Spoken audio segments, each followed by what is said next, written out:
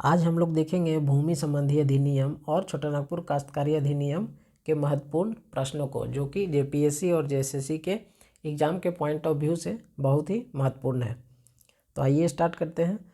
छोटा Nagpur tenure act कब लागू किया गया? तो 1869 ईस्वी में। कब लागू किया गया? 1869 ईस्वी में। सन 1862 में किसके नेतृत्व में भूईहरी भूमि तथा मझिहस भूमि को चिन्हित करने हेतु भूईहरी सर्वे प्रारंभ किया गया था? तो बाबू रखालदास हल्दर के नेतृत्व में भूईहरी भूमि का सर्वे किया गया। ठीक है। संथाल परगना काश्तकारी अधिनियम कब पारित किया गया? तो 1949 को। कब? 1949 को। झारखंड में किस वर्ष सबसे पहले मालगुजारी व्यवस्था लागू की गई? तो 1765 ईस्वी में।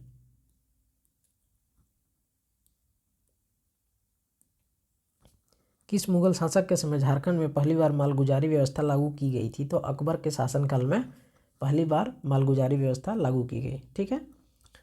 किस वर्ष रामगढ़ के पहाड़ी क्षेत्रों में अस्थायी बंदोबस्ती रेगुलेशन एक्ट लागू किया गया था? तो 1793 में।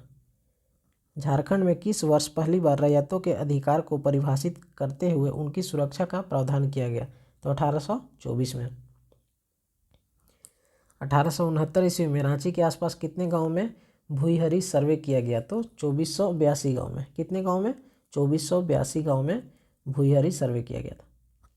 1869 ईस्वी में रांची के आसपास के क्षेत्र में किसके नेतृत्व में भूईहरी सर्वे किया गया? तो बाबू रखालदास हल्दर के नेतृत्व में।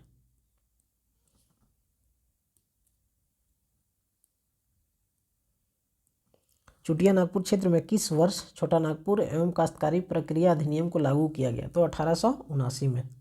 कब लागू किया गया? 1879 में। मुंडारी खुटकटीदारी प्रथा को किस वर्ष मान्यता प्रदान की गई? तो 1903 में मान्यता दिया गया।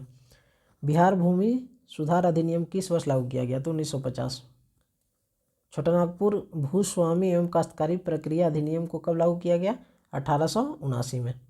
छोटा नागपुर काश्तकारी अधिनियम से 2 वर्ष पूर्व कौन सा भूमि सर्वेक्षण किया गया था? तो कैडेस्ट्रल सर्वे। कौन सा? कैडेस्ट्रल सर्वे। छोटा नागपुर काश्तकारी अधिनियम के पूर्व प्रथम वर्ष का सर्वे क्या कहलाता है? तो ट्रवर्स सर्वे कहलाता है। क्या कहलाता है? ट्रवर्स सर्वे। ठीक है।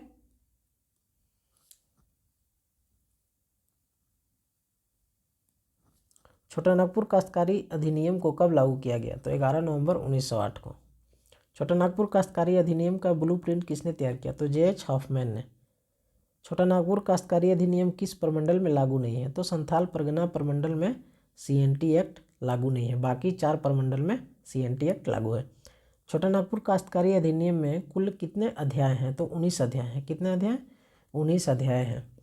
छोटा नागपुर काश्तकारी अधिनियम में कुल कितने धाराएं हैं? तो 271 धारा है। कितना धारा है? 271। ठीक है।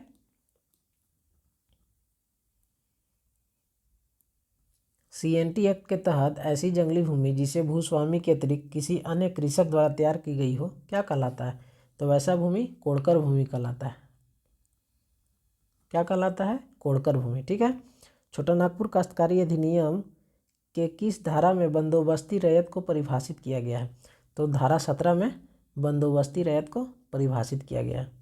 छोटा नागपुर काश्तकारी अधिनियम के तहत डिक्री का क्या तात्पर्य है? तो सिविल न्यायालय का आदेश को डिक्री बोला जाता है। किसको बोला जाता है? सिविल न्यायालय के आदेश को। छोटा नागपुर काश्तकारी अधिनियम के तहत किसके आदेश से अनाधिभोगी रैयत को बेदखल किया जा सकता है? तो उपायुक्त के आदेश से।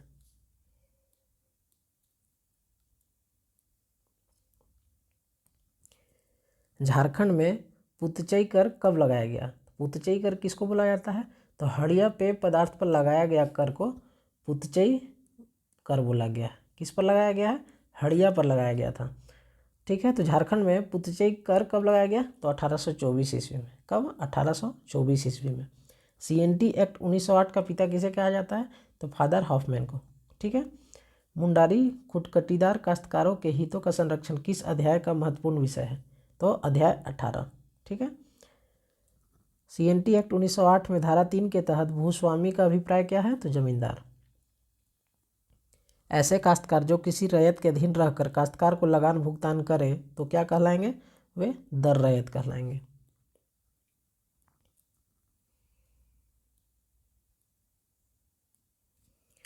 जब कोई व्यक्ति मुंडाओं की खुट परंपरा से भूमि के अधिभोग का अधिकार ग्रहण करे तो क्या कहलाएंगे? वो खुटकटी रैयत कहलाएंगे। भूधारक या ग्राम मुखिया के लगान में वृद्धि हेतु उत्तरदायी अधिकारी कौन है? उपायुक्त। ठीक है। धारा 16 के अधीन किसी रैयत को कितने वर्ष के काश्तकारी के उपरांत भूमि का अधिभोगाधिकार सुरक्षित माना जाएगा? तो 12 वर्ष। अनुच्छेद 41 के अंतर्गत तीसरे वर्ष के अंतिम के कितने दिन के पश्चात विगत 2 वर्षों का लगान भुगतान न करने पर भूस्वामी अनाधिभोगी रैयत को बेदखल कर सकता है? तो 90 दिन।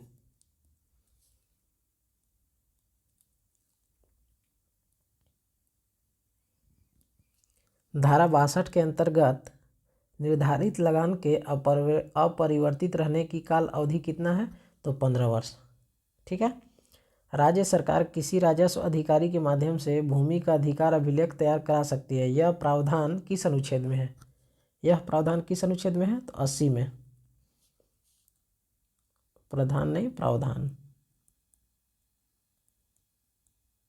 ठीक है।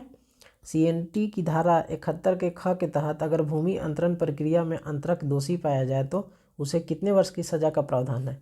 3 वर्ष की सजा का प्रावधान है। ठीक है।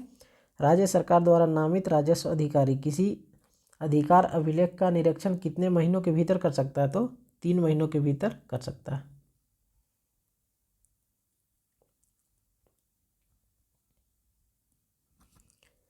जब किसी भूस्वामी द्वारा किसी अभिधारी को 1 वर्ष से कम अवधि हेतु मौखिक पट्टे पर दी जाती है, उस भूमि को क्या कहते हैं?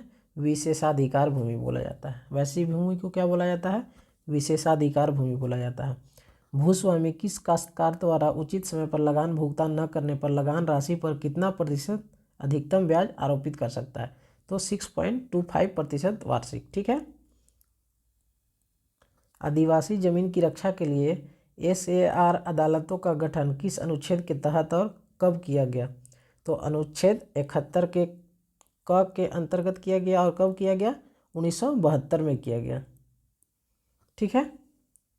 ये आज का लास्ट क्वेश्चन था। CNT एक्ट कंप्लीट हो गया।